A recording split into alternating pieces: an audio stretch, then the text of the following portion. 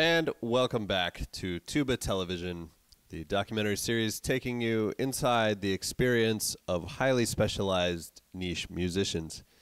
I'm your host, Steve Garofano. I'm here with celebrity tubist Brian Wolff. And earlier when we were in makeup, Brian and I were talking about what it would be like if we had a viewer for this program, how exciting that might be. And we talked about what that viewer might think, what they might do. Maybe they would write us a letter or an email or a tweet. We don't tweet. But if this person were to contact us, what might they say? I think that this imaginary viewer might say, "Dear Steve, love the show. What the fuck is it about?"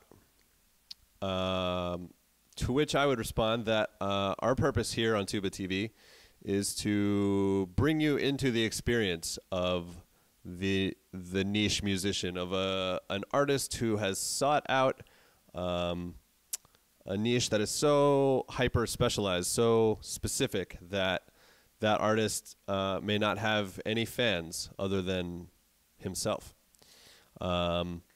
So perhaps to help us get into that mindset, we should just hand it over to Brian Wolff. Who is better suited to get us into the mind of the niche musician? Brian? Thank you, Steve. Well, one day I was walking down North Loop in Austin, Texas, and I passed the music exchange, and I saw a big sousaphone in the window, and I said to myself, that hell could be me. And so I purchased that said sousaphone, and I decided to play the tuba. And I discovered there's tubists out there and people that listen to tuba music, and it's a big it's just not enough for me, you know. Big genre. I didn't want to sell out like that. Understood. You know, and so I Absolutely. saw a wonderful band in a little coffee shop in Lafayette, Louisiana. They were called Spaceheads, and it was a trumpet player and a drummer, and it was sort of brass electronic music. And I said, this could be the future. Right. Of no one, really. Right. This could be a future of some sort, not the future, but a future. A future, sure. And so I decided, you know, I would pursue electronic tuba music. Right. Right. And you know, so years went by, and I've really tried to focus on my audience of none. Right. And right. One day I asked you to join me and participate in this. That was a special day for me. I asked you, why did you say yes? Why did I join this ensemble? Well, you know, it's interesting. Being a drummer, there are a lot of different types of gigs you can do. There's a lot of really broad appeal for drums. But I found that it just wasn't satisfying. The bigger the crowds got, the more lonely I somehow felt. And I thought that if I could just get rid of the crowds, if I could play to fewer and fewer people, then maybe I would be able to travel inside myself. And that has not happened, actually. I've been totally disappointed. But I can't turn down the pay. The pay is so good that one of the keys to discovering the smallest niche niche. What are the keys? Is that you have to find something that is weird, but not so weird that there's actually an audience. Because if you get experimental, right, you cross then there's over. An experimental crowd. There's a built-in audience for that music. That so I've you never have considered. To toe that beautiful balance of too strange for popular music, and yet too normal for experimental music. And that's not easy to find that line sometimes, Steve. And I believe that this next song is sort of an example of how someday we might find that line and toe it in just the fashion that our audience will be one or two, as the case may be. Right, right. Fascinating insights. That's valuable. I like that. Very valuable. I mean, there's nothing more valuable than that, really. Okay, this song is called Drones, and I think it's for obvious reasons. Certainly true.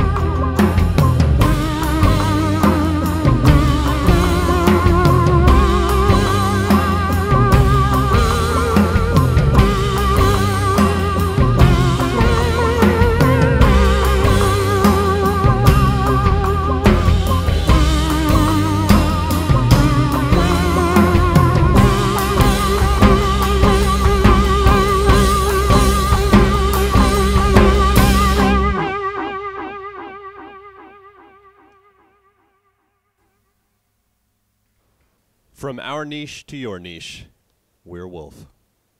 Make it small, y'all. Make it small, y'all. Wow, I like that one. That's a little trouble funk. Let's get small, y'all. All right, I'm with it. That was good, huh? Yeah.